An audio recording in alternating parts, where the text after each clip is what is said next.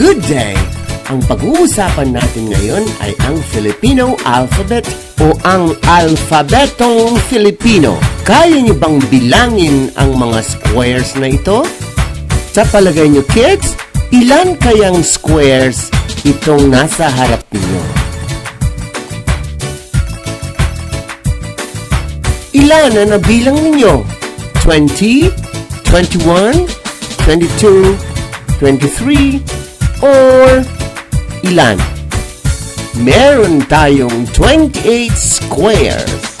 At yan din ang bilang ng ating Filipino alphabet. Tandaan, meron tayong 28 Filipino alphabet. Sige nga, bilangin natin ang mga squares sa inyong harapan. Are you ready? 1,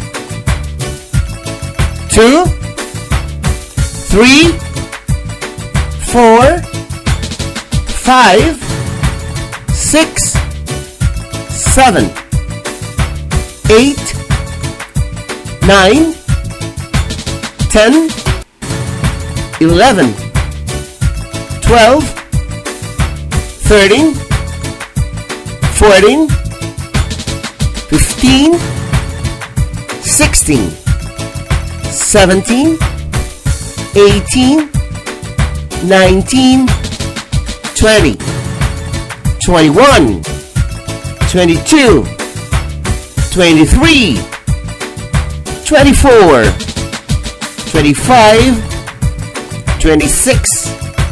Hep, hep, hep! Stop muna tayo sa number 26. Alam niyo bang ang English alphabet ay meron lang 26 letters? Pero ang Filipino alphabet, meron siyang ekstrang 2.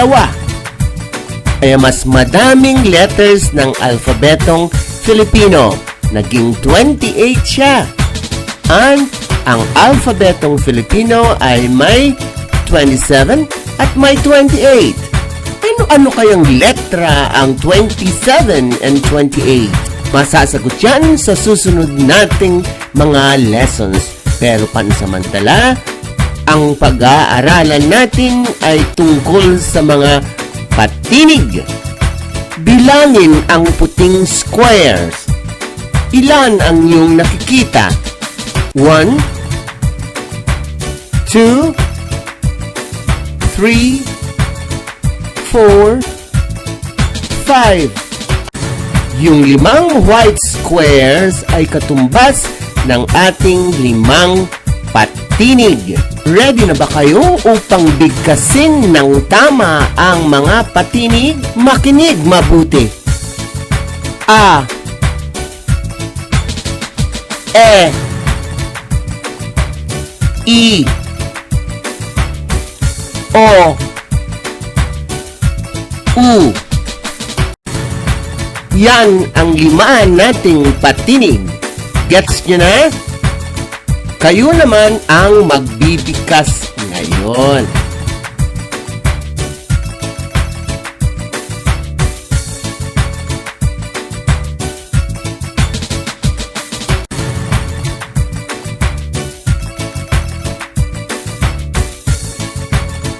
Ito na nga ang ating 5 patinig.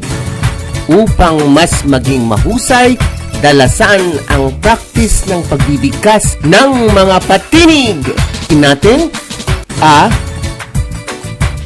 E, I, O, U.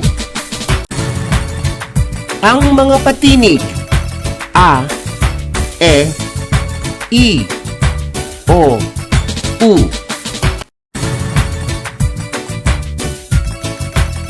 This project is brought to you by I Volunteer for Filipino Children.